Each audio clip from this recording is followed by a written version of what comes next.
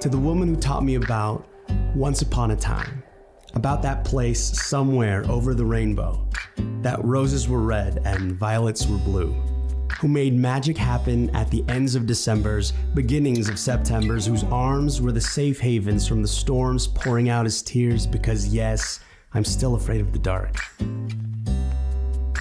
Gourmet meals from cans, late night hours, remember to be home by, text me when you get to your destination, make sure you've had your breakfast, lunch, and second dinner. Thank you for giving me the gift of feeling my feet, standing in my strength, fists clenched, keeping me grounded for the weekend. You kept my confidence from cracking when my voice first did, so that girl could say yes when I asked her to prom.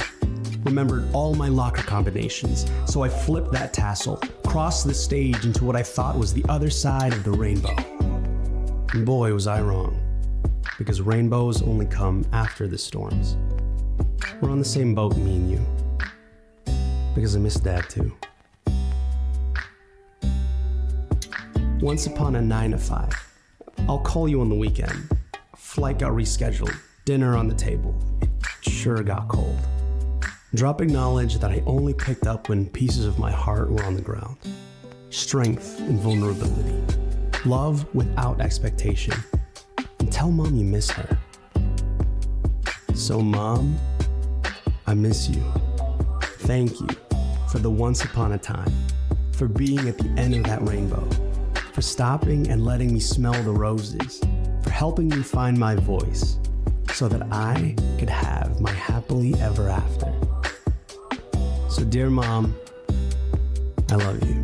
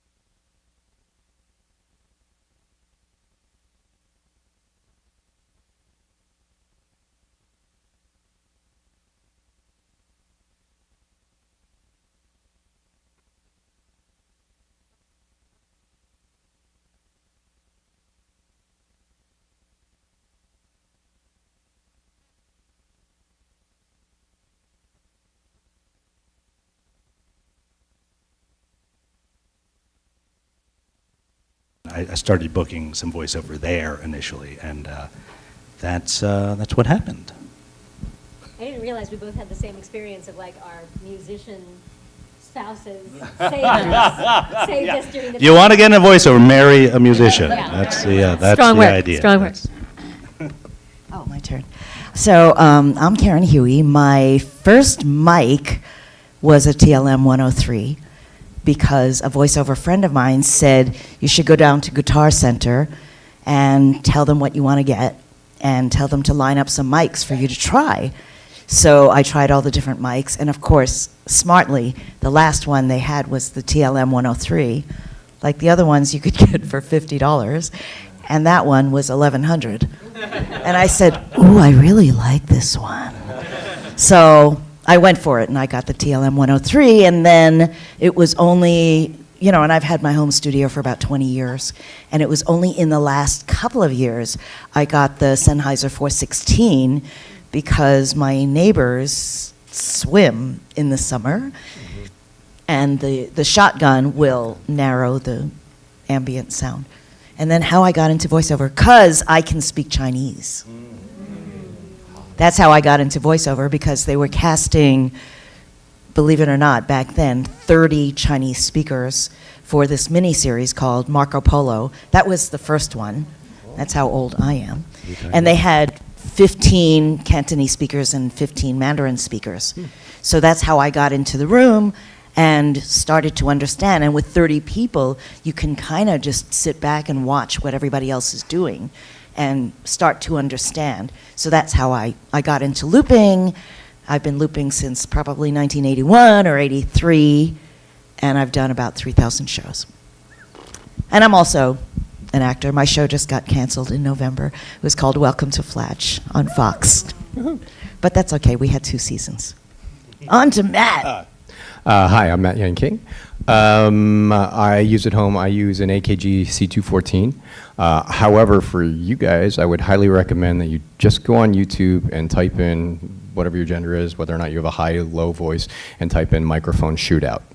And basically listen to the quality of as many mics as you possibly can, because that's what's going to tell you. You don't need anything fancier than a Blue Yeti to start off for $100.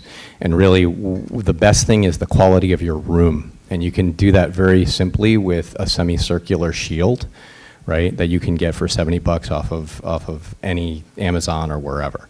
It's not worth spending a lot of money to get deep into this thing. You don't need a DAW, you don't need to get crazy. Just go with the simple stuff. How I got in, I was on Broadway. I was a singer. They asked me to sing in a Family Guy.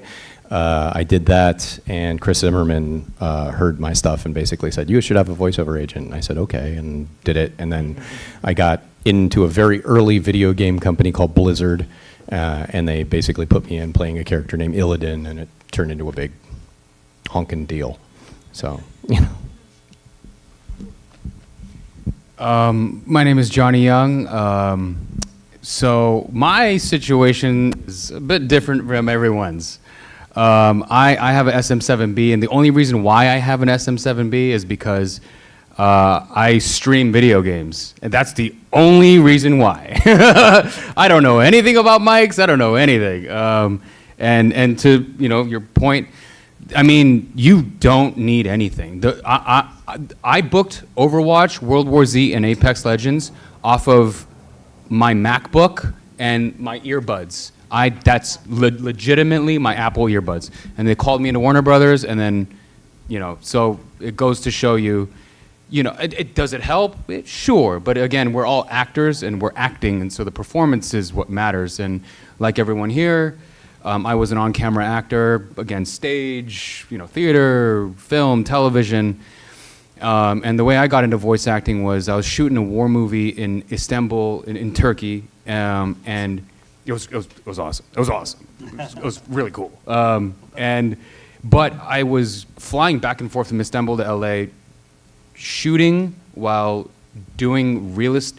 I would shoot we would have to go to Izmir, and then in the countryside, go up a mountainside, wait, because they wanted to shoot in natural light for 16 hours, come back down, and then I would have to call LA with my managers, not acting manager, my real estate I do real estate, so I do with my real estate managers, my parents, the state of California, the water board, do real estate deals, go over the script, sleep, and then my friend was trying to produce a movie and a TV show, so I had to fly back to LA, do that, and I had to go back and forth, and I was killing myself. So I was like, okay, once this real estate is done, like I wanted to do something that I could still act while also doing the real estate stuff, and that's sort of how I got in. And I have a friend who's dear friends of Anjali and Theo here. Her name's Charlotte Chung, and she was my reader over at CBS when every network has like an American Idol style thing every season where dwindled down from 5,000 actors to 500 to 50 to down to like 12 or something like that. And Charlotte was my reader. She was in Overwatch. I hit her up and was like, "Oh my God, you're in Overwatch! Congratulations, you're in Call of Duty." I was an out of work actor playing video games at home, playing as Charlotte. Called her, "How do I get into this?" And because she knew of, she was my reader and she was like rooting for me, she got me into her agency. And then, like Anjali, I got very lucky where I booked like 3 in a row really quickly. So. Started voiceover not very long, but like everyone else, more of an actor's journey. But yeah. On that note, it sounds like everyone kind of has a little bit of a similar way of getting into it. We're all actors, and then we kind of just naturally found our way into voiceover. Is there maybe either your first job? How was that process like, going from, oh my gosh, I booked something, to working the session, et cetera, and learning along the way? Either what was your very first job that you booked and what that process was like, which some of you have already said, or was there a particular role that you really enjoyed and what made it special for you? My first job, they used my audition for it, and thank God, because it was the Hindi disclaimer at the beginning of Tosh.0, so I had to say it super, super, super fast. I don't speak Hindi. So I called up my dad, like any good Indian girl, and was like, "Say this for me!" And got through it once. We recorded it at home, in our, again, blanket over my head and all of that stuff, and they just used that. So that was lucky. But the first time, I don't even want to talk about my first time. I'm going to talk about one exceptional time, which is recent. Because in the beginning, so many of the voiceover gigs that I would get were because I could do an Indian accent. And I'll be honest, I don't think my agents realized for a very long time that I could not and still book work. And, which is fine, they didn't know me that well. And they didn't do much research on me. But most recently, I got to be a part of a game called Stray Gods, the role-playing musical, which is a role-playing game that is a sung-through musical. So instead of your choices as the player character, instead of your choices changing the story, they literally change the measures of a song that you will hear. So it is a branching musical. It was very ambitious. And I play Medusa, and a very different depiction of her that's a lot more, you see both sides of the story for her. You can have a compassionate experience with her. You can also have a she's evil and must die experience with her. It's all depending on the player. But they let me come in with my own version of it, because A, it was the first session they were recording, and B, the music wasn't fully fleshed out yet. So what I had was some dude singing along with piano music, and I didn't know what it was going to sound like eventually. So I came in with this idea, and I thought they were going to be like, "That's crazy, can we just pick something for you?" And I came in with this sort of Eartha Kitt sounding monster that then, when she was trying to hypnotize people, would turn into a very lyrical soprano something. And what was so cool about that is that the voiceover, the experience of making a game, you realize, hopefully you realize as an actor, and you don't think that you are the center of the universe, you realize how much a little cog in a big wheel that you are, because so many people have been there before you, making these characters, making the story, making the animation, designing the whole thing, the gameplay, everything. And then you show up and you do the voice, and they change things, and then you come back, and so it's really a collaborative process. And this one felt very, very extraordinary, because it was the first time that I came in and got to be a part of shaping it from scratch, other than the static art of her. getting to shape what that character, how that character was. And it was very, it was probably the most fun I've had doing a game in recent years because of that, because that collaborative process, you don't often get to, you certainly don't get to record with other actors very often these days, especially post-COVID. But getting to collaborate in that creative process with the whole team was really special.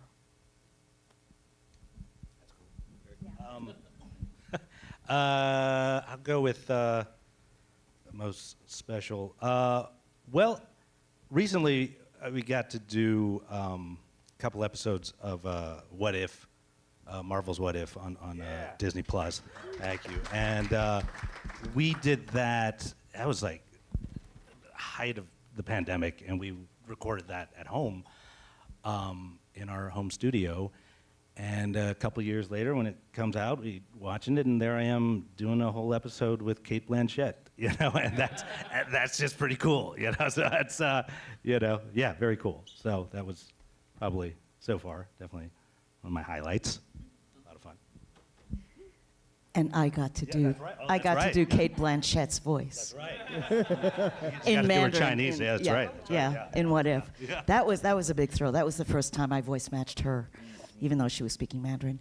I wanted to tell this story. So about looping and being Asian American, we were called in, like some Chinese American actors or Chinese actors were called in to do the Chinatown scenes. So there's usually like 2 Chinatown scenes. And then, so they would say Chinese up, and we would get up and speak the Chinese. And then they would say Americans up, and everybody else in the room would get up. And one day on that job, I was just feeling a little pissy. Yeah. Because I'm Chinese, I'm firstborn, Yeah. and I'm from New York. And so the next time they said Americans up, I said, damn it, I'm American. And I got up in front of the mic, and I could feel like their eyes boring into my head. But I wouldn't look at them. I just looked straight ahead, because by then I knew what to do. And beep, beep, beep, I did the cue, and I sat down, satisfied that I stood up for myself. And what was interesting was afterwards, my Chinese American friends were like, what are you doing, man? And I said, what? If they don't know you can do it, they're not going to cast you. One of my friends said, well, they're not going to cast you anyway. They're going to cast white people. And I said, you're right, they are going to cast white people. But when those white people are busy or sick, they're going to call me. And of course, now they say, oh, yeah, well, you work more than anybody else. And on the other side of that, the coordinator at the end of the day said, hey, listen, Karen, if you can get better at this and this and this and this and forensics and police radio and all of that, I'll be able to use you more. So I wanted to point up that story because so often we complain about things, and rightly so. I mean, a lot of things suck. But unless we stand up for ourselves, we can't really blame other 100%. people for shutting us out. It's like, well, I didn't get a shot at that. Well, did you ask? Yeah. Did you stand up? And, a lot of times it's very uncomfortable to stand up because people are going to stare you down or whatever, and they're going to, they're going to let you know you don't belong because they're trying to protect their positions and their jobs. But I keep trying to stand up. And even if they say no, like recently I auditioned for Lady Bracknell in The Importance of Being Earnest. I realized, I said, there's no way in hell they're going to cast me, but I've always wanted to read this role. And so I'm going to do it. And I often do things just because I want to do it. 100%. Even if, I love to audition. I don't even always want the job. Because auditioning is when you're the freest. You get the material, you get to interpret it the way you want to interpret it. You get to wear what you want to wear. Everything is your own deal. Once you get the job, if it's a 4-camera show, you can't even move your arm, because a cameraman behind you or a woman is going to say, you're blocking camera 2 or whatever. Literally you're kind of locked in, you wear what they want you to wear. So to me, auditioning is when you're the freest. But I just wanted to say that you have every right to speak up for yourself. I'd say find a nice way of doing it. You don't have to be an a-hole about it. But, find a way of introducing that idea because some people don't have that idea in their head. that you could possibly do it. You have to introduce that. You may have to introduce it 75 times to different people, but you have that opportunity to do that. Just wanted to say. Just jump before I talk about me, but just jumping off of that is one of the most important things. Two things. Every no you hear is just a delayed yes, right? Number two, I always say don't complain, explain, right? I go to every single agency that I've ever been at, and I basically go in and I say, let's just do numbers, right? Let's just break down numbers. Let's say that there are 200 pilots in a year, which there aren't, but let's say there are 200 pilots in a year. Let's say they got 5 roles on them. That's 1,000 roles that you got to look at every year, right? If you just break them down gender-wise, you go 50-50, which they're not, right? Let's go again. Okay, so I'm male. Well, I'm looking at 500 roles now, right? Well, then if you look at that, then which ones are in my age group? Well, that's like 20%. Right? So if I'm looking at 50 roles right down there. Now, well, how many are going to stars? Half. That's 25. Right? How many are going specifically to one person that somebody knows? Let's say high average. Let's say like 1%. Okay, well now I'm looking at 4 roles out of that. Now let's say which ones are demographically Asian. That's 8%. Right? Looking at 1 role I can book a year to really change my career. If I can explain this to my agents and explain, you guys look outside the box for 1 role for 1 year, we got a 12% higher booking rate for this year. You guys want money just as much as I do, right? Come in here and know what the numbers are. Explain that this has nothing to do with this. The first, my first agency for voiceover actually in this town, I'm not gonna tell you who they are, but the name rhymes with by CM. And I spent a year not working. Basically, I went out 5 auditions, and every single one was a huge accent.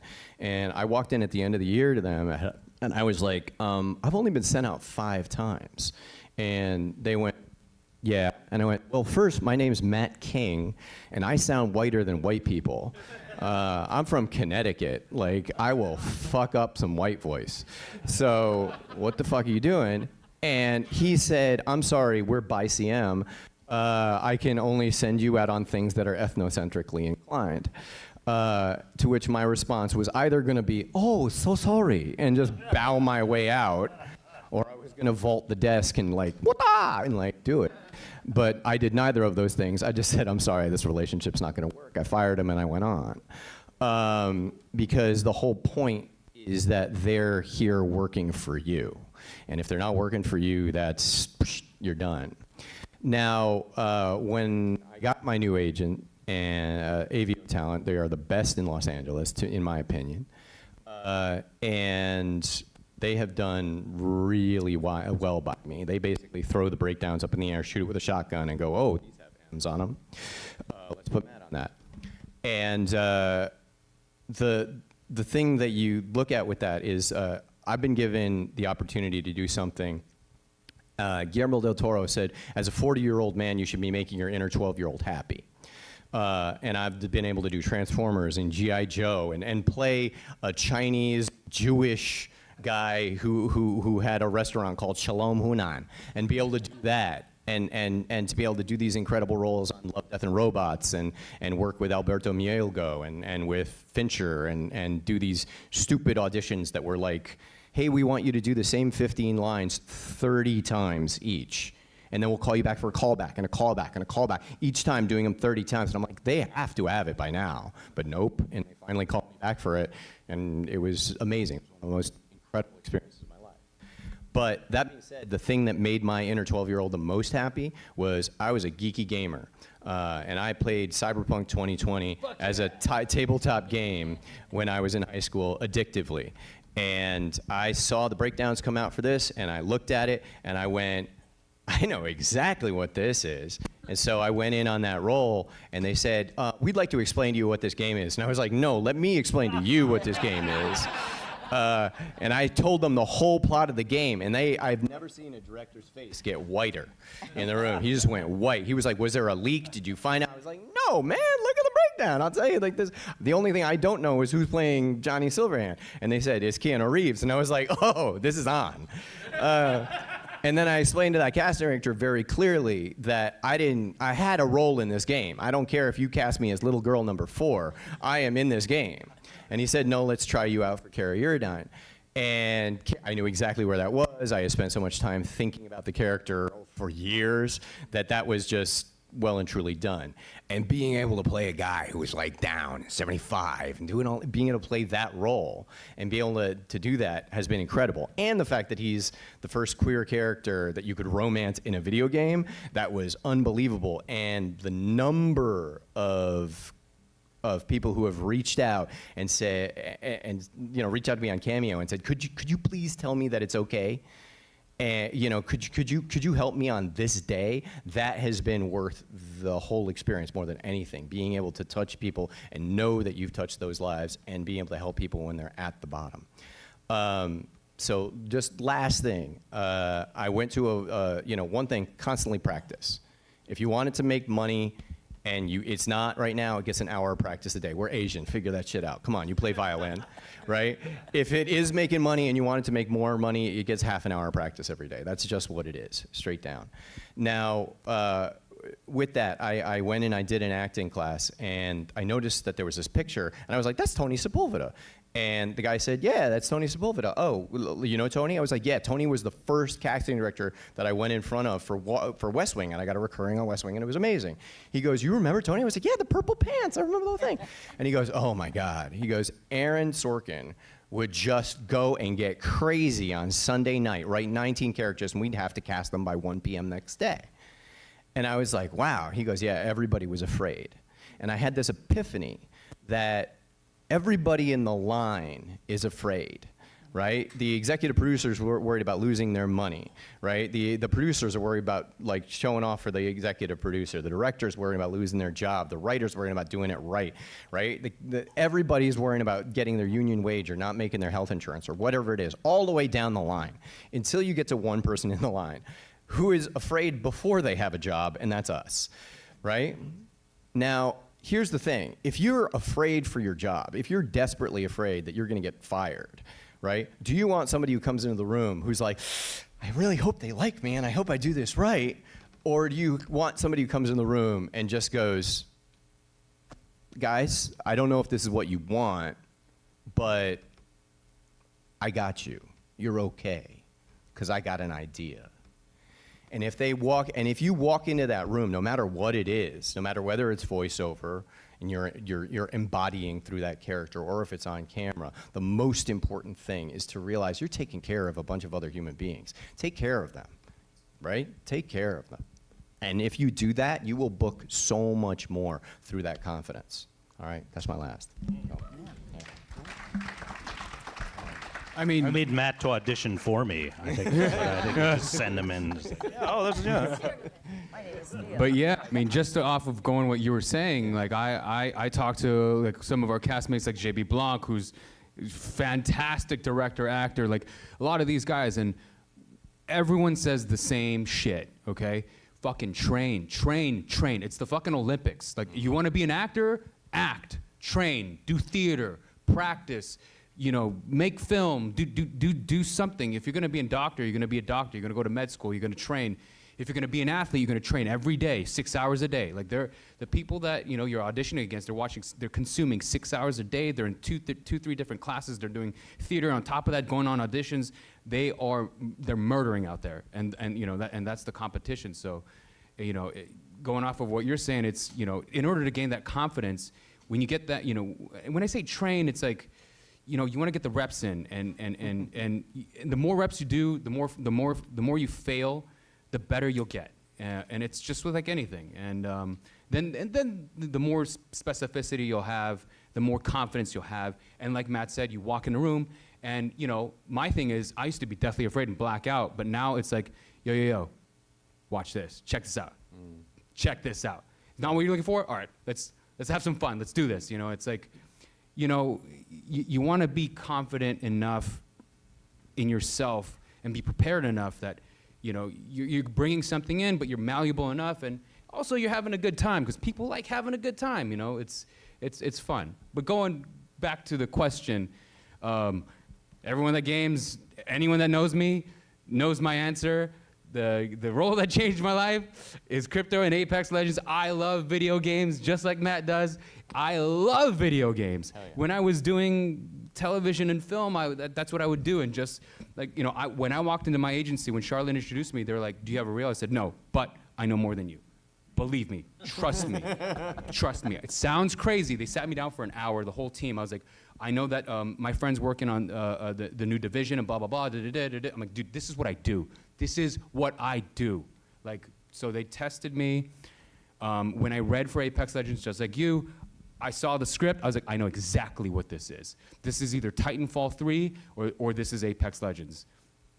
And I got a call back, went into Warner Brothers, and you know, did the thing, and you know, and I booked it. But like, you know, when they wanted, I don't want to give away what they wanted, a certain type of like an archetype, and I looked at it and I was like, it's not deep enough. So then I went home and I watched 5 Korean revenge films, and I was like, that's where it is. That's it, right there. That's the depth, because it felt so surface, and like, and I was like, that's it. That's the reason why he's doing all this.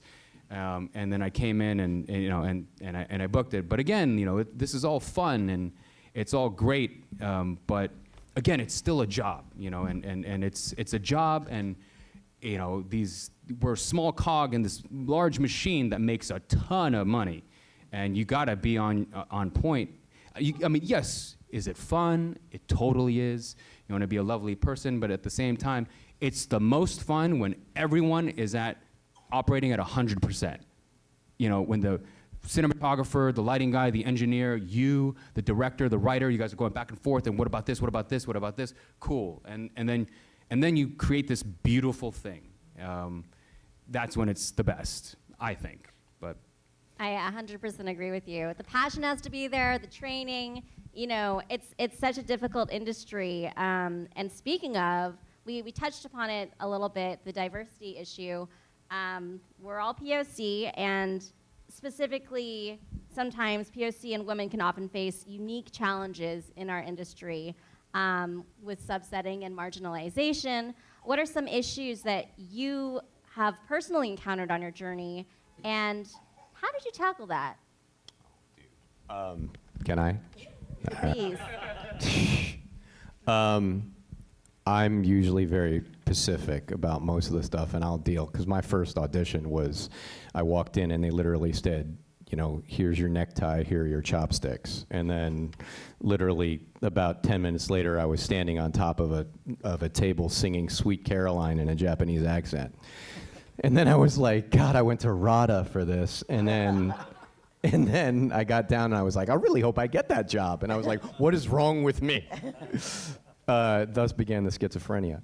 But with this work, I think it's so important to stand up for who you are within this. And if it challenges who you are at your essence, say no. No is power, yes is opportunity, right? So I did a commercial for I won't say. Anyway, I did a commercial for a bunch of people, and they needed a Japanese announcer, and they wanted it to be like a lot of the Japanese game shows. And it was big, it was broad. And then I remember I was midway through one, and there were 2 white executives on the other side of the glass, and they had an argument, and one was going, no, he should be saying, it's a beda, it's open, it should be like a beda. And the other was going, no, it should be like bedder, he should be like a bedder. And they looked at me and they went, Matt, which do you think? And I said, which do I think is linguistically correct, or which offends me less as an Asian American? And they went, we're good, we think it's fine. But that was because I had reached limit for that room, right? And I think it's very important to understand where your limit is, and to understand that a lot of the times you can stand up for, like, just like Karen was talking about, you can stand up for yourself, and they're not going to see you if you stand up. If you're sitting, they can't see you. Stand up. I'm going to jump in with a potentially not unpopular but uncommon set of experiences. which may stem from my unflappable insistence that the world be the way I want it to be. As opposed to, it's just like that line from Overwatch. What is it? Be brave enough to see the world not as it is, but the way it could be. So from day one in my theater career, it was always me thinking of, like, what's the role that fits me, not my skin color, not my ethnic background, not, it's all of me. It's all the different parts that make me me. That's a part of me, absolutely, and that does factor in. I'm not gonna play Lori in Oklahoma unless it's like an all, different ethnicities cast. I don't want to say colorblind because that, again, removes a part of who you are when you say colorblind. I can't be blind to what I look like. That's who I am, right? But so much of my career has been working with people who felt that same way, who saw more than just one aspect of each person that they were working with. And so it wasn't actually until the movement toward more representation and diversity came to the forefront that I started being put in more and more Indian roles. Now I play more Indian roles than I ever did in my career because everyone wants to be very specific and everyone wants to be accurate. And as Matt said, a lot of people are scared for their jobs if they do that wrong, if they get raked over the coals by people on the internet or by the executives or by people who are not of that background but worried about what people of that background will think. And so for me, the challenge hasn't been other people. It has been consistently reminding myself, no, I want to go there. That's what I'm aiming for. That's what I'm going for. So as a result, even the Indian roles that I have gotten to play, Symmetra being one of the perfect examples of this, have been, yeah, that's an Indian character, but that's one part of who they are. She also happens to be a brilliant woman in STEM. She also happens to be on the spectrum. She also happens to be very powerful. She also happens to look like the Indian Beyonce. Like, she has all of these different things about her that make her her, and her culture is one beautiful part of that. And so when we get to find these unique characters, and I'm so grateful that I found so many people who see it that way too, then we are actually inviting people into our stories. Then it is inclusive. Because even a young white girl in Oklahoma can look at this character, but maybe she is neurodiverse as well, and she can clock something about her that she connects with in that character. So if I am constantly fighting and holding up my fists and saying, why don't you know about me? Why don't you know about Indian people? Why don't you know about my culture? Rather than saying, come play with us, come play in my culture, come play in our stories. That for me has been the specific thing that I think has been the most useful, is that insistence that inclusion is fun. I hate elimination games. Dodgeball is a crime against humanity. I hate things that exclude people. And that doesn't matter whether they're white, black, purple, polka dotted, I don't care. I want them to be a part of the story. So for me, that's been the biggest challenge, has been staying in that place despite the fact that people on both sides of the table are often talking about how hard it is and how impossible it is to be an actor of color, or how impossible it is to be a woman in this industry, or how hard. Yeah, it's hard. So's brain surgery. No Asian parent ever told us not to do that. So, and no one's gonna die, hopefully, from bad acting. So we're in a better position.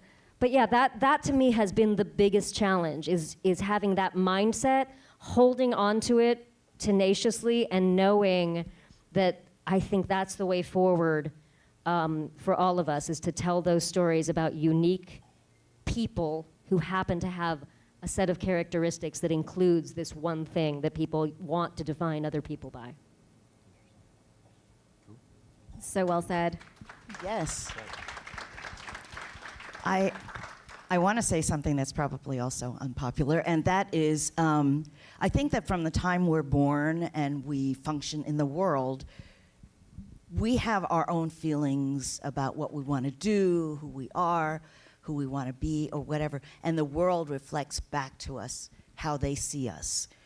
And I want to say that racism doesn't come from one race. I've experienced racism from my own community. And so I think it's important to like ferret out what is going on here. Is it economic jealousy or is it racism? Because some people are defending their positions, right? And they don't want you to take their jobs or whatever. So then that's more of an economic thing. And they would do it to anybody who threatened their position. So it's not race specific, it's an economic thing. So I try to, because otherwise I'm gonna be mad all the time. I try to ferret out what is going on here. Is this person threatened by me for this reason or that reason, but not to automatically go to race, which is easy to do. I mean, there are days when I just think, fuck you. And I swear that that's what it is, but when I calm down and I think about it, it serves me well because I'm able to identify what it is. And also, like in the beginning of my career, I wasn't cast as Asian. Somehow, back then, that was a long time ago, they didn't think I looked Asian enough. They always thought I was Hapa. Until, 20 years later, they saw Hapa and they said, oh no, that's what a Hapa person looks like. But until then, they thought I was half white. Or they just didn't think I was 100% or whatever. But I wasn't, so I was cast as the utility, like I would be the banker, the teacher, the nurse, whatever. And I wasn't, now I'm cast more as Asian than I've ever been in my career. And it's great because I get to explore and I'm confident enough now. I think I was just angry before, so I would just tell people to fuck off. But now I'm confident enough to have that conversation to enlighten people because I'm going to assume that they're asking me a genuine question. Like they really want to understand. Even if they say it in an offensive way, I'm going to say, okay, you don't know how to speak well, but I understand what you mean. So I'm going to educate you. I'm going to enlighten you from my perspective what things look like. And so I just wanted to say that, to ferret out what it is and not just to automatically go to race.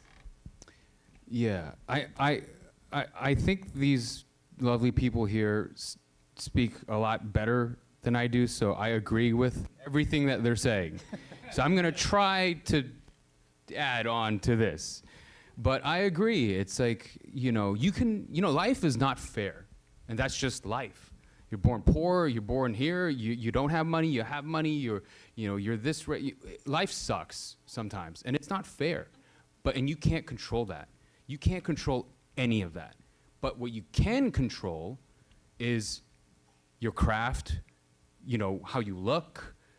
You can control you. And that's the way I see it, is, yeah, there are plenty of blockades, and it is what it is what I always say. And, the climate will change, however it's going to change. But if you continue to focus on yourself and try to be excellent to yourself and to other people, and like Anjali said, instead of being like, fuck you, fuck you, fuck you, being like, hey, like, check this out, this is cool, like, do you want to do this? Like, this is amazing. Like, then you have a chance to, when you're being excellent to yourself, then you can inspire other people. And they might not come from your background.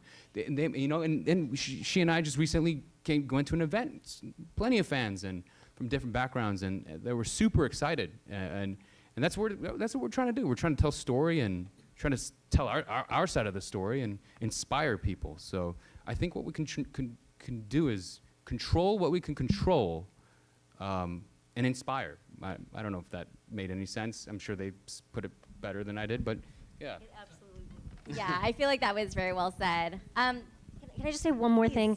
I'm sorry, I know I went on for a really long time, but this is important. As a woman, I want to say, again, like, I know I might sound very Pollyanna about this, which is funny, because wasn't Pollyanna a blonde white girl? But whether you are hearing that it's so hard for women, or it's so hard for people after 50, or it's so hard for actors right now, it's never been harder for actors, I guarantee you that's not true. I am working now more and I'm almost 50. I'm going to turn 50 this year. Woo, holla. Me and Dungeons and Dragons turned 50 this year. How cool is that? We've been sold such a line of crap in so many ways about how hard it is to be an artist, how hard it is to be a female artist, how hard it is to be a person of color. It's always going to be hard. Don't let it be hard in ways it doesn't need to be hard because someone told you that it's hard because of that. Don't discount yourself before you go to the audition and someone else says no. And I had said earlier, there's always a crack in the door. And it's our job, if you want something badly enough, you have to find the crack in the door. And you have to be willing to go through that door, even though it's dark, even though it's a little mouse hole or whatever. And I just want to quickly quote something that Michael Caine said. They said, Michael Caine, why did you do these crappy movies? And he said, because I wanted to keep working. And when the big role and the big movie comes, I'm going to be ready. Whereas those other guys who turned down all the movies because they weren't big enough are going to be stale because they haven't been working. So regardless of what it is, I approach it the same way because I was trained a certain way. So whether I'm doing a student film or voiceover or whatever, I'm going to approach it the same way because that's how I was trained. That kind of answered the question I was just about to ask, which is, how do you sustain your career through all of these blockades, getting out of your head about that sort of thing? But perhaps instead of that question, since we have a lot of students here, one piece of advice for a student who's getting into voiceover. You can't pour from an empty cup. You have to fill up. You have to figure out where you're going to fill up.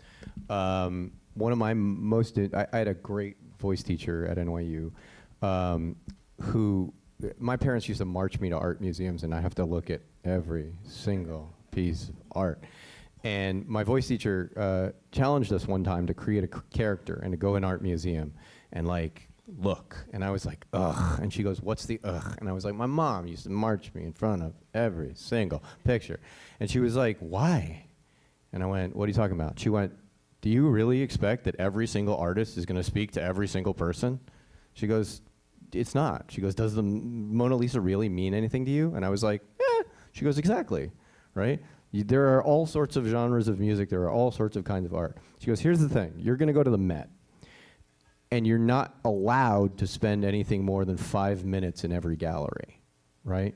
Go fast. Go as fast as you possibly can. And if the art is there, it will speak to you. And if it does, let it speak. Shh, be quiet. The inspiration whispers. It doesn't shout. And I love that, and I have kept it for the rest of my life, that the inspiration does not shout, it whispers. So to try and do as much as you can with filling up the tank, right? Like right now, invent a new color.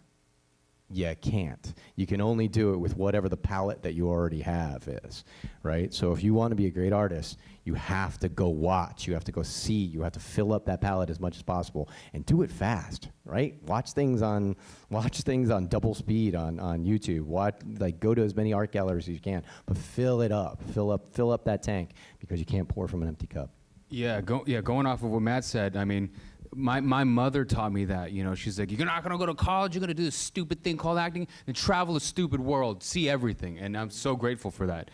She sent me everywhere, and it was like, and that's why I love Anthony Bourdain. He has this lovely saying. It's like, talk to someone you might not like, share a beer with someone you don't know, have that meal, and it's like that, and that's what I like to do in every country. I like to meet everybody and to see what their lives are like, to see, because every culture, every person, every situation's different, and I want to learn more about that. And like Matt said, it's like you can't draw from anything if you don't have any of that. But also another unpopular thing that no one really talks about, but I just want to share is, this game, and it's a game, is about longevity. Now, you might be the best actor in the world, and people just might not know you yet. But if you really want to do this for the rest of your life, then you need to find longevity. And, if take up that second job, save that money, what is it that you're gonna do? Because when I was in Istanbul shooting that movie, you know, look, listen, you know, that again, this is I'm just sharing this so that I give you context, and I don't want to like toot my own horn, but it was like this film went to the Best Foreign Picture for the Academy Awards, went to the Academy dinner. It was amazing. I was like, oh my God. There was like the thing, and we did dinner, and we did the speech, and whoa! I went back home, I looked at my bank account, there was $5,000. I was like, I don't know how much longer I'm gonna be able to do this, which is why like I veered heavily into real estate, and then I came back. The business will always be here. You gotta do what you gotta do to take care of yourself, and I feel like a lot of people don't talk about that because it's a long game. It's not the short game. It's a very long game, and if you dedicate yourself to the craft and to yourself, and you inspire and you figure a way out to last just long enough, then you might be able to make it. So, I want to say also, stay a student, or in Buddhism, Yes. they say, always be the beginner. And I know that when I start getting bored, it's because I'm not looking deeply enough at something. And when I look deeper, I get more and more involved in it because I start to surround myself in the thing.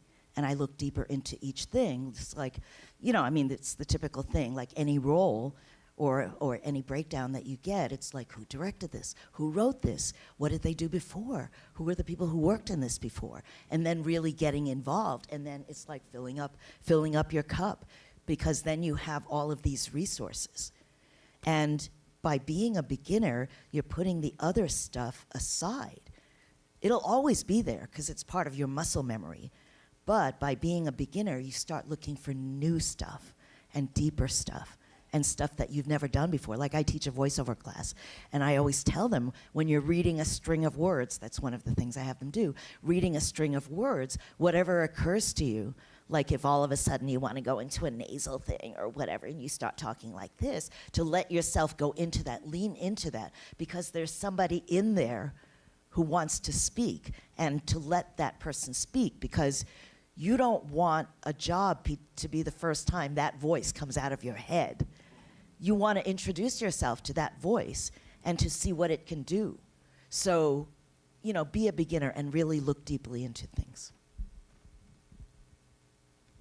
Well, specifically when it comes to voiceover, I think I just wanted to remind you all that there is only one voice in the world that nobody else has, and that is yours. And I think that is ultimately when you, especially when you're starting out, that's going to be your moneymaker, is your voice. And so to really get to know and understand what is the essence of that voice. And by that I mean the qualities and the essence of your voice, that some voices sell beer and some can sell pantyhose. And it's just discovering what it is, you know, because it's like with on camera, you're going to get typecast as well, you know, ultimately, but it means you're getting cast. And it's the same thing with voiceover. Is like, for example, I guess for me, I think a lot of the characters I've played, and Zenyatta is certainly one of them, I think they have this intelligent essence. Basically, my voice, I sound like I know what I'm talking about. And whether or not that's true, that doesn't matter. But that is the essence of my voice. And once you can understand that, you're really going to be a lot better suited to knowing what kind of roles to go out for, you know, how to pitch yourself. And I think that's a great place to start. Because I think a lot of times when people think of voiceover, you're thinking of guys like Billy West or something, like guys who can do like thousands of voices. And, you know, very few people can do that. And like, if you are capable of doing that, you know, good for you, but honestly, that's gonna be a much tougher road to hoe. And I think you really gotta find out what is the essence of your voice, and then from there, maybe like 4 or 5, like a handful of like just what is strongly in your wheelhouse, either accents or characters or impressions, and that's gonna be what you're gonna make your money on. If that Billy's makes also sense. insane. Right? Right. Well, yes, Yeah, Billy's that certainly nuts. helps too. Yeah. I mean, But we yeah, did he is. Goblins together, and I cast Billy doing this show that I created, And I remember Billy coming up to me and going, "Hey, Matt." And I was like, "Yeah." He goes, "You ever think about what a basketball game sounds like to a blind person?" And I was like, "No." And then he did it. He did the ball, he did the shoes, he did everything. He did the speakers, he did the whole thing. So Billy's crazy, but amazingly talented. and that's you'd be going up against guys like that. And like if you can't do that, then you're not going to be able to do that. But Billy's on a whole nother level. yeah, but Billy doesn't have your voice. Yeah. Yes. And that's I think everything I want to say is some kind of a synthesis of what has already been said. So ultimately, to me, there is no experience that you can have in life as a human being that will not serve you as an actor. So live your life. Fill your well, pay your bills so you're not going into every audition thinking that this is the only way you're going to pay your rent. It is an endurance game. It is not, one of my favorite things that someone ever said to me is when it's your destiny, it's not a matter of luck, it's a matter of endurance. And I don't believe in someone else deciding what my destiny is. I don't think there's a great puppeteer in the sky making the rules. So if I want to go over there, I don't care if it takes me a day or if it takes me the rest of my life, I'm going over there. And that means I have to live the rest of my life and I have to be happy, or as happy as I want to be doing it. So taking care of yourself, living as big and full and happy and sustainable a life as you can, learning as many things as you can, going on traveling, you know, hey, kudos to your mom, by the way. Really? She's very wise. She is very wise. And wealthy. My, you know, yeah. Fair ways. nothing wrong with that. My parents heard I wanted to be an actor. They were like, cool. When they finally believed me, they were like, great, be really good at it and pay your bills. Yep. That's it. That's all you got to do. And the bar is, as an actor, this is one of the best parts about being the actor. The bar is so low. All you have to do to act for the rest of your life is not die. Yes. That's all you have to do. There are forms of performing and storytelling that are so many of them. And we live in a time right now where there's so much innovation happening in the storytelling field. Voiceover is a skill. It is no longer the whole career. It is no longer the whole lane. It is a skill you use in almost every medium you can use it. Your voice is a part of so many things. So don't limit yourself to that one medium, even if that's your way in to storytelling. You might end up in a virtual reality. We have a friend who did a virtual reality version of Hamlet. It's Hamlet, right? Not the Scottish play? Right. Yeah, of Hamlet inside Grand Theft Auto. And it just won a gazillion awards, right? So keep your mind as open as you can. And I'm just going to give you two real quick resources that I give to anyone who says, I want to get into voice acting. What do I do?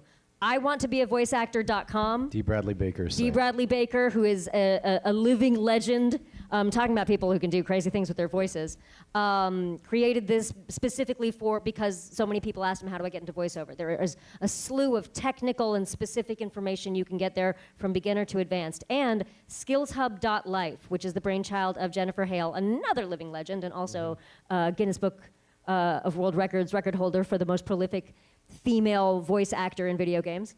This is a resource where you can have one-on-one training with working voice actors and directors. JB is on there. Those I point to you. You're not JB, but you talked about him. But you talked about him, and we know him. That's a really great place to step in and be like, I don't know the answer to this specific question about my specific situation. Can you help me? And there's a community around it and all of that. So there are lots of resources for specific answers there. Yeah. Also, if you guys look up the International Dialects of English Archive. Idea. Really important to go in and because you can find infinite number of characters there, turns of phrase, find new ways into a character. Like, oh, that's what Singaporean sounds like from the north? Okay, let's go with that. If someone's taking notes, I'm going to need to get this stuff. The International Dialect of English Archive. Yeah. It'll be up on the website as well, I believe. Yeah. For the And that's really important to find because they'll have the same script read by somebody with 20 different accents. And then you can, this is this, right? So you're not just listening to Edith Skinner, like wanting to kill yourself. right? You can actually listen to it and really get a sort of handle on the word.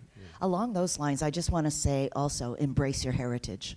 I know that, you know, some of us have complicated relationships with our heritages, and, you know, you want to prove that you're American, but so long as the world casts you and sees you as Asian American, we have the opportunity to bring those stories and those accents and those voices to the fore so that we won't have those stereotypes. So the world will be able to see, oh, they're different. He's Thai, he's Lao, he's Chinese, or whatever. And we have that opportunity, and you don't want to turn down those jobs, you know, because they're there. And there are people who don't want to do them, and that's fine. But if you want to do them, they're there. Like, I made a lot of money being able to speak Chinese. I just went up to Yale to coach a play in Toisan because it was the dialect that my grandmother spoke. Wow. You know, and they flew me across the country to watch a 2-hour run-through. And I was coaching actors via Zoom, but it's part of my heritage. And yeah, I mean, I grew up American and saying, well, no, I'm American or whatever. And it's good to have that because Asian American is different from being Asian. And all these different cultures deserve to be represented. You know, whether we're first generation Asian American or second generation or whatever.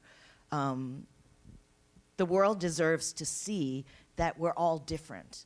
And we're all different as individuals, not just with different heritages, but we're just different. And they need to see that. Because otherwise they'll keep believing, oh, well, you know, they're all the same. And it's so not true. And with that, I believe we have concluded this amazing panel. Let's give it up for Anjali, Bhimani, Feodor Chin, Karen Huie, Matt Yang King, and Johnny Young. Love your heritage. Speak up for yourself and let your voices be heard. Now Vic Chi is going to come up on stage and ask about a couple projects you guys have.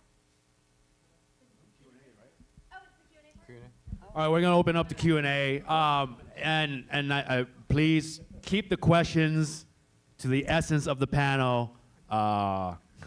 Those were really last week. Who's your agent? Please keep it last month. Voice over questions or along the spectrum, please. Any questions? Hi, I'm Lorna Dine. I'm also a voice actor. I know some of you from the online social media groups. It's nice to see you here. Thank you. I mostly do commercials. I've never booked a video game. And I'm wondering, how immersive do I need to be as a player? Do I need to even be a player in video games in order to book? I don't know. You don't. Okay. But it's really fun to, and it is important to get the perspective of what that is. Thanks to the internet and this beautiful thing called YouTube, you can watch clips from games, you can watch breakdowns of games, you can watch people play through an entire game, you can watch people break down the technical parts of games and what's a Metroidvania and what's a first-person shooter and what's a this and that. Damn. Someone else can teach you all of it. I suck at first-person shooters, but I love games. I point to you again. Everything is apparently in reference to Johnny Young tonight. But I love games, and I love the structure of them, and I love playing them.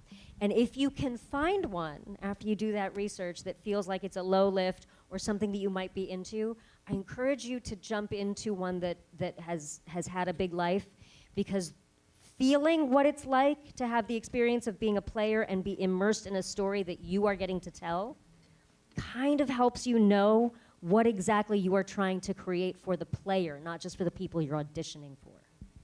Also realize that games aren't homogeneous, right? So one of the things is that realize that video games have outgrossed movies and television combined for the last 15 years. So to not be aware of that industry as something that has divisions and microcosms and all the rest of it is silly, right? Like you have to get in and get a little granular, right? So you might go, hey, I have a commercial voice, I'm booking on commercial. Which one of these sounds like commercials, right? Which one sounds a little bit more real? Because like if you're doing a Japanese anime, one of the things I would say is listen to the breath quality in a lot of these things. If you listen to the breath, you'll notice like any Japanese anime game, they have breaths that sound different than any other game. They have a weird thing. Okay, somebody walks in a room and I'm surprised. All right, I'm surprised by, and it's a boy that I like. Right? Like they have this weird breath quality that they're defining, right? They're defining each role by those breaths, right? Know which ones sound like, oh, this is just straight real. Cyberpunk is straight a realistic game. You're playing that like a movie, right? Other ones are heightened and stuff like that. So go look in and go, oh, okay, I can definitely be in here. This feels weird to me. Oh, I can totally knock that out of the park.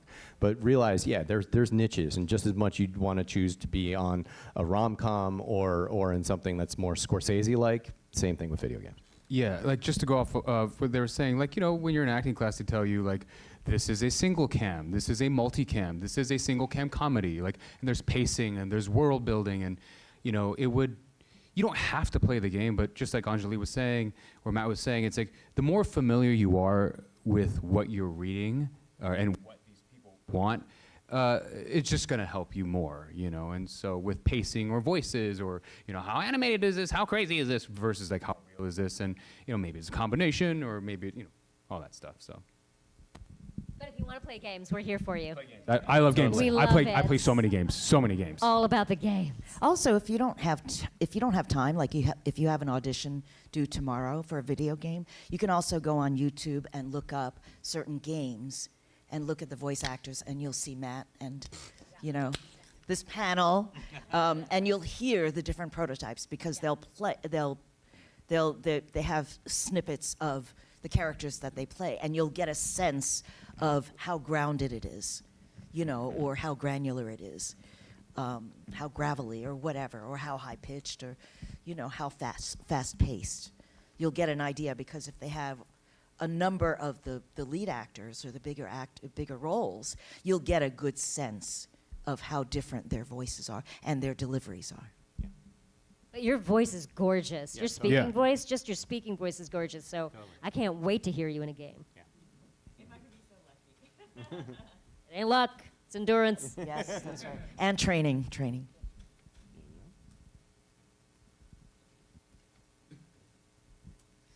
As someone who doesn't have a background in acting, how would you recommend I go about getting a, great, I just blanked on the word. An agency for voiceover? Do good work in a public forum, right? I mean, basically, one of the things with getting noticed at all is to do good work in a public forum. It has never been easier to get to audience than now, and I don't care what. We live in this time where people are calling Nepo babies and everything like that. Global fame has been around for 100 years. Right? The thing is, acting used to be just the thing that your uncle would say, get on the back of the cart, we're going to the next town, let's go. And nobody was like, hey, you get to be a Nepo baby, right? It's like global fame is the thing that changes the environment, right? So if you're looking for an agency, you're looking for somebody to see you do good work in a public forum. Be that a play, be that the lowest rung in backstage, be that you put out a YouTube channel where you're doing a bunch of voices, you know. A very good friend of mine got on by doing his Gandalf impersonation, and he got an agency and a pickup by that. You know, you can do anything and just experiment with yourself. People will notice you. It's never your job now. It used to be to find the person to sort of, if Hollywood was the dam on the river of creativity, your job was to find the person to sort of let your creative waters out into the world, right? That is no longer the job. Your job is to aggregate as many eyes as you possibly can and bring that to your audience, but it's always butts and seats. So if you can aggregate those eyes in any way that you can, you'll find an agent, they'll find you, right? Yes, and also, you know, I think that like reaching an audience is difficult, but like he said, it's there. But again, I want to bring it back to the work, and I would take an acting class because, to give you an example, I worked on a cartoon called Infinity Train, and you know, cartoons, they work one episode like a week or a day, in like 4 hours, but 4 hour day, and so. You know, you're familiar with the script, and the thing is you got to break it down. You got to be very familiar because the thing is I'll give you an example. in our session, I would do like 2 pages, just straight. Maybe a monologue or going back and forth, and then to go, okay, cut.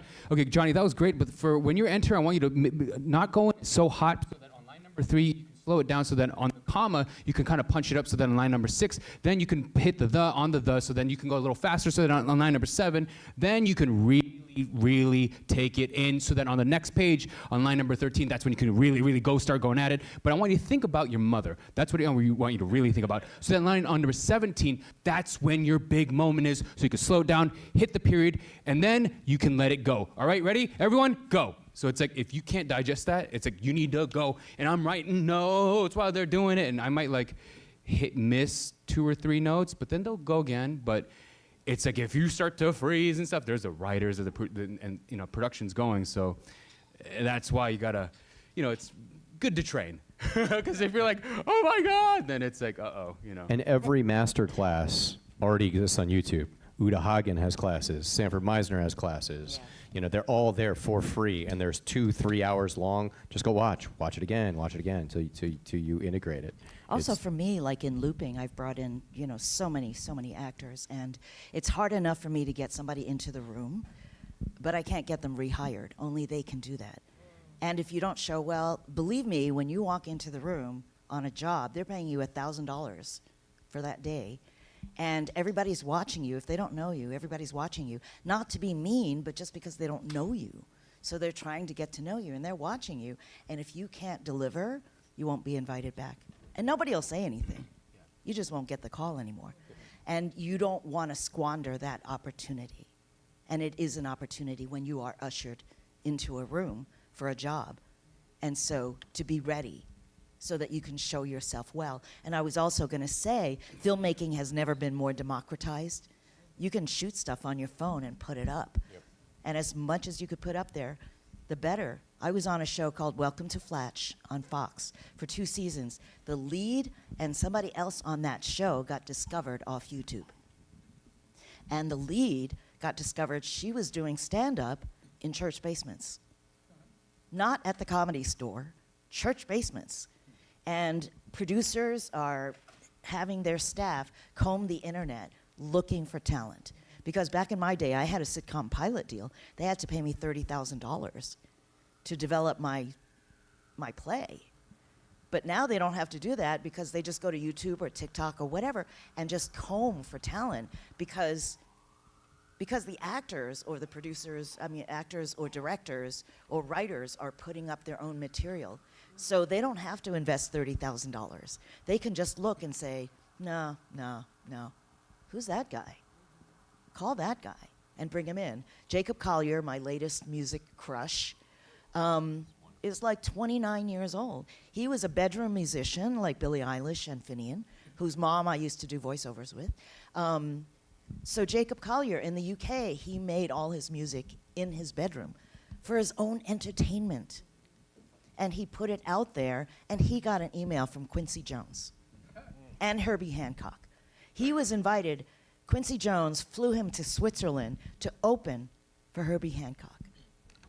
So don't underestimate the power of making your own stuff and putting it out there.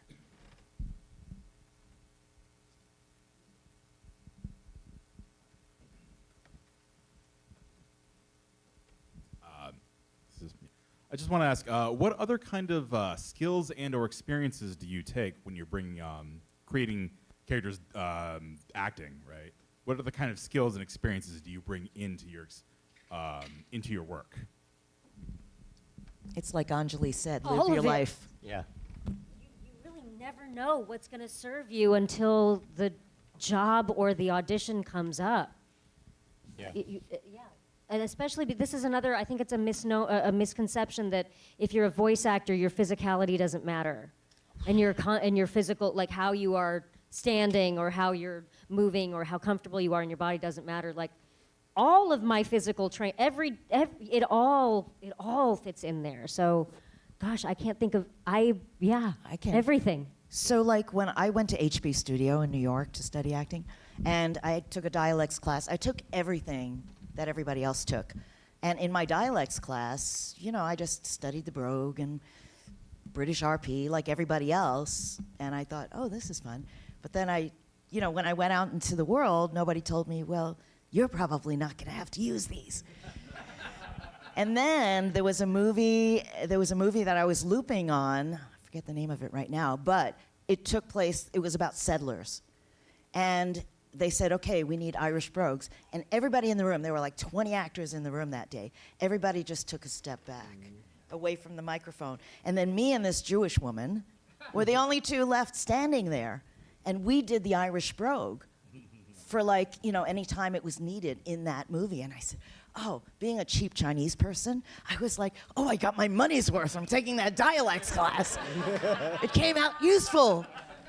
So you never know what you're gonna have to use. And if you consider, because I'm a member of the Writers Guild also, as Matt is also, that writers are trying to write things that haven't been written before.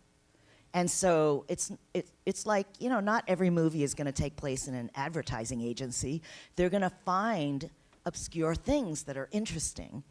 And so the more experience you have, like, for instance, Vic Chow, we did a TV show that took place at Stanford, and it was about microbiology. And we were like, okay, we got to do our research, because what the hell is microbiology? And he had studied microbiology, and it required Mandarin, and he went to Stanford. So on that screen, he knew where every hall, he goes, oh, that's such and such hall, or whatever. So that was experience that he was able to bring to that particular job. There's one also underrated, I think, skill that really needs to be brought to the forefront, which is just running around being stupid, making stupid voices and singing songs. And like people ask, a lot of times people will ask, well, how'd you come up with that voice? I'm like, that's the voice I use with my dog. Or that's how I sing to my nephew. Or that's just something I came up with when I was walking down the street and I was bored. So letting yourself play with, playing with, this is gonna sound dirty, but playing with my instrument has probably been like the number one skill, is just playing as opposed to honing the craft and all of that. Like that's important too, but throwing all the rules out the window and just doing stupid shit. Yeah. For me, it's always being wrong, because as a young Asian American kid with overachiever parents, they wanted me here and knowing the answer and to be right every single time. And being right is the enemy of good. So one of the things is to really try to be wrong, to try and find a way to screw up in the role as much as you can, as long as you're experimenting. So for instance, when I was asked to do Liu Kang, I looked at that role, and I'm a gamer. And so I was like, oh, I've watched people do this role for years. It's obviously drawn from Bruce Lee. Nobody ever gave him Bruce's voice, right? And I was like, oh, okay, well, what would a 55-year-old Bruce Lee sound like playing this role? And I had to draw from, so I had to be like, oh, he started off with Cantonese. Well, Cantonese sounds like you are chopping vegetables, right? And then you move from there, and I was like, oh, well, there's Eaton English on top of it, right? So Eaton English, he's teaching people how to do Cantonese, right? So you do both of those together, and you end up with Hong Kong, right? You end up with the Hong Kong accent. Well, you do that, and that's not quite Bruce Lee. So what's the thing that's missing? Well, Bruce Lee was in the 1960s, so I had to go back and listen to Kareem Abdul-Jabbar, and I had to go back and listen to Steve McQueen, and there's this lengthening of like, yeah, Jack, that's the way it is. And so when you put that on, suddenly you end up with Bruce Lee, and everything becomes extended, right? And then I went, okay, well then he's 55 years old, so what does it sound like when my voice has aged down into here? And suddenly there was the character, right? So it's like, and that was just literally layering in the voice. So everything's gonna inspire. One more question.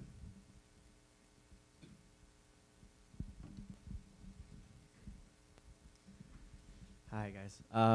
I'm an actor, and my agent has recently started sending me out to voiceover auditions and all that. So yeah. So yeah, she's been sending me for things like just like dubbing and some video games and cartoons and stuff like that.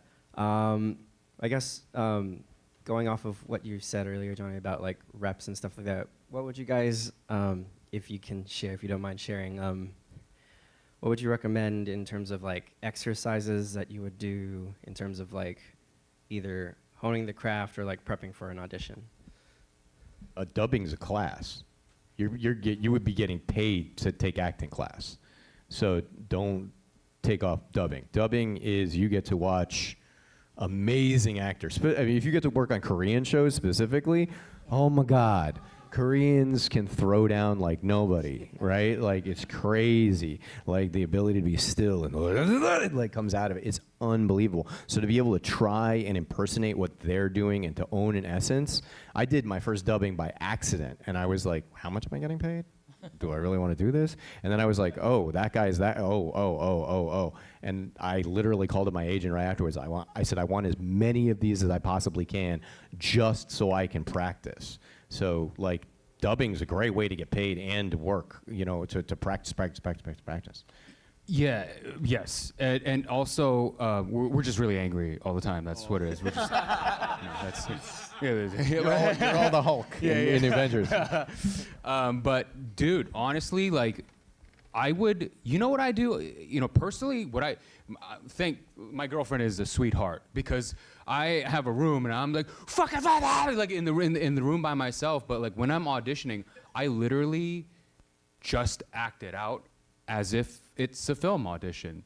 So, you know, like I will literally just, you know, I'll stand there and I'll start doing this, or like even in the sessions, if I have a gun, I'll crouch down and like, if you look at like Bradley Cooper in Guardians of the Galaxy, that's exactly what he's doing. He's small, so he's looking up and like he has a gun, and like if you look at these actors that, you know, or Phil Lamar is a fantastic actor, and he'll kind of, you know, if you really just embody the character and just act it out as if it was just the film or television, you know, thing, then the voice does come out. And I that's what I do in the studio.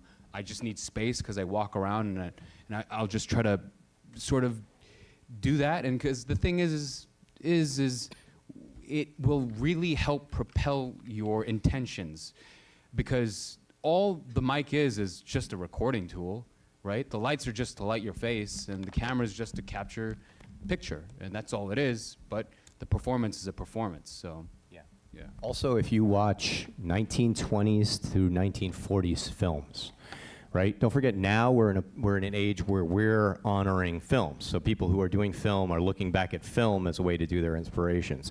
Then they were looking back at theater, and so you would end up with a lot of people who were doing vaudeville and stuff like that. So the voices that were used then, Ed Wynn, like that, were coming out, you know, you've heard them now on cartoons because we're honoring their characters because it's Ed Wynn, right? We're doing the characters from the 1920s, 30s, 40s. So if you go watch those films, you'll get inspiration. And the last one is, don't forget to watch the best actor that has ever lived, and that's Mel Blanc, right? Go in and watch your Warner Brothers cartoons because it's work, right? Because Mel Blanc, like, look at any other actor on the field, right? I don't care if it's Meryl Streep or anybody. You don't have 15 characters that are absolutely iconic that any child can do anywhere. Right? And then you think about one specific cartoon, duck season versus rabbit season. Duck season, it's rabbit season, duck season, rabbit season, right? Now, in that cartoon, Mel Blanc has Bugs Bunny do an impression of Daffy Duck. And then Daffy Duck does an impression of Bug Bunny. I defy you to have one of your voices do an impression of another one of your voices, and then vice versa, and not have the middle sound identical. That guy's a genius, right? And remember that he got into a huge car accident, broke every bone in his body, right? And literally was in a coma for 6 months. And then the doctor came in after 6 months and said, "Hey, you in there, Bugs?" And he said, "What's up, Doc?" And he came out of his coma, right? So the last part of Warner Brothers in the first season of the Flintstones, where he's doing "Hey Fred" as Barney Rubble, that was in a body cast from his neck down. Yeah. So that dude's a superhero. So Mel Blanc. Yeah, I want to say, you know, because I teach voiceovers as well. As far as training is concerned, what I suggest actors do if they want to do dubbing is turn on any foreign series with the subtitles, and then just try to read, because it's a speed reading job, basically. You know, you want to like grab the line as quickly as you can and repeat it, just spit it out. You can't just think about it. You have to like grab the line and spit it out as quickly as you can. Try to match the lips. You're not going to be able to do it because you're doing it on the fly. But it's good training because you have to have speed reading and, you know, like eye, mind, mouth coordination to be able to do it. Because literally when you go in, if you haven't done one before, when you go in, they literally try to tell you the arc of the whole series in 10 minutes. And they talk really fast and you're just like, you know, you don't even want to breathe because you don't want to miss anything. And then they say, okay, your character, you're the doctor who's going to come in. You're going to be wearing a brown suit and whatever. And then, okay, we're going to show you the scene. They show you the scene. Now there's 4 other people in that scene with you. So you're looking for the brown suit. And they're speaking Korean or Turkish or Portuguese or whatever. And they played in its original language, and you're just watching the brown suit. You're watching and you're trying to grab the line as it's coming in, because that's what you're going to have to do. And then they go, okay, you want to try one? Literally, that's how fast it is. So you have to train yourself, and you can do it at home, just watching series and trying to talk, read and talk at the same time, and watch performances, watch the body language. And then like when you're dubbing, they're like, if there's 4 other people in that scene, there are 4 bands of their dialogue going by. So they're like, you're purple. So you're looking for the purple, you know? But then there might be fuchsia. And you're like, wait, was that? No, that's not me, you know? And it's like, can you change my thing to blue? Oh, yeah, sure, whatever. But you're just trying to follow. So it's, in a lot of ways, it's like a video game because you're having to do all of these different things. So that's one thing. The other thing is when you're driving, as we often do in LA, have it on news radio and repeat everything you hear. Just repeat everything you hear in the cadence, in the voice, whatever you can do, because people talk differently. And you'll start to develop a muscle memory and a reservoir of different voices and their delivery. And being able to speak quickly, because a lot of times they'll say, can you shave 5 seconds off of that? It's like, well, what's 5 seconds? You have to learn to feel what 5 seconds feels like. Like I do sponsorship spots for KCRW, and they just send it to me in the morning, and I have to turn it around, you know, within 30 minutes sometimes. And so anything you can do to practice, just do it. And then be proud that you did it. You know, even if it, you know, even if it didn't pay. It doesn't matter. You got the training. So that's my thing. All right, we're going to move over to the next portion of our event. Ask and gives. This is where if you're working on a project and you need, I don't know, a sound guy, you ask for a sound guy. If you are an editor and you want to offer your services for someone who's in the group, your services, I can edit. So do we have any ask and gives tonight? It works, I did it. Yes. Someone asked for like a photographer in San Francisco. And we got a photographer in San Francisco. Hi, I guess I'll start. My name is Matthew Garcia.